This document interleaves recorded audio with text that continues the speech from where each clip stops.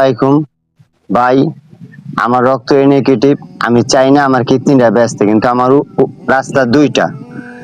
আমি মানুষের ঋণ পিন নিয়ে যাই না কবরে যাইতে, কিন্তু আল্লাহ তালা আমাকে দিছে। আমি এখন আমার ছেলের সন্তান নিয়ে আমি অনেক নিরুপায় আছি বউ বেটি নিয়ে। আপনারা যদি পারেন প্রবাসী ভাইরা আমাকে আল্লাহর রাস্তায় হেল্প করেন, আর্থিক সাহায্য যদি করেন, আমার কিডনিটা বেচা লাগে না। না হলে আমার একটা কিডনি আমি 2-3 লাখ টাকা হলেও আমি বেচা লাইতে পারি। এছাড়া আমার আর উপায় নাই। আপনারা আমাকে হেল্প করেন ভাই, নাহলে আমি মানুষের ঋণ পিন নিয়ে মরতে চাই না। ঋণ পিন আছে, এই কারণে আপনাদের কাছে দাবি জানাইছি, যদি কেউ ভাইয়ের পাশে থাকেন কমেন্টে জানাবেন।